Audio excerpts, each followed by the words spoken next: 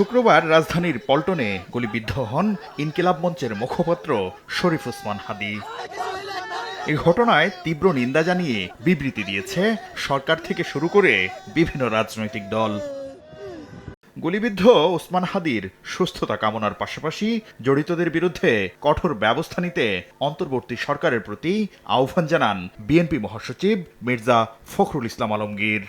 আমি তীব্র নিন্দা জানাচ্ছি এবং আমি একটা অশনি সংকেত দেখতে পাচ্ছি যে নির্বাচনকে বানচাল করার জন্য সেই শক্তি আবার চক্রান্ত শুরু করেছে।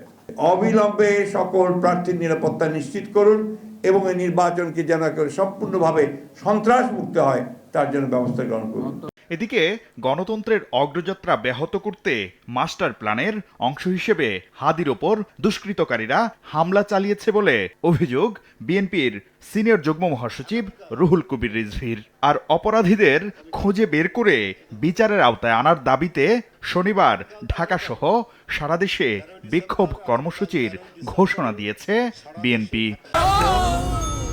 ডেন্টিস্টের পরামর্শ নাও নতুন কোলগেট অ্যাক্টিভ সল্ট।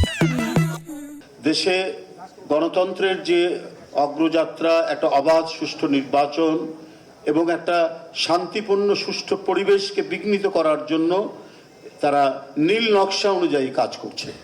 ঘটনায় গভীর উদ্বেগ প্রকাশ করেন জামায়াতে ইসলামীর আমির ডাক্তার শফিকুর রহমান। রাজনীতিতে এ ধরনের সহিংসতা গ্রহণযোগ্য নয় বলেও ফেসবুক পোস্টে উল্লেখ করেন তিনি। ওসমান হাদীর ওপর হামলার ঘটনায় তীব্র নিন্দা জানিয়ে দ্রুত বিচার নিশ্চিত করার দাবি জানান এনসিপির মুখ্য সমন্বয়ক নাসির উদ্দিন পাটোয়ারি। আমরা আমাদের জীবন নিয়ে শঙ্কা বিরাজ করছে আমাদের মধ্যে।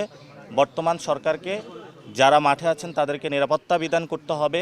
যারা এই হামলাগুলো করেছে আমরা মনে করি এটা ইলেকশনকে বানচাল করার জন্য এই ধরনের প্রচেষ্টা চালানো যাচ্ছে। আমাদের ভাইরা গুলিবিদ্ধ হয়েছে।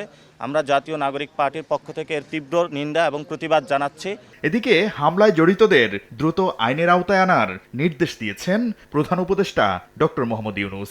নির্বাচনকে বাধাগ্রস্ত করতে কোনো ধরনের সহিংসতা বরদাস্ত করা হবে না বলেও বিবৃতিতে উল্লেখ করেন তিনি।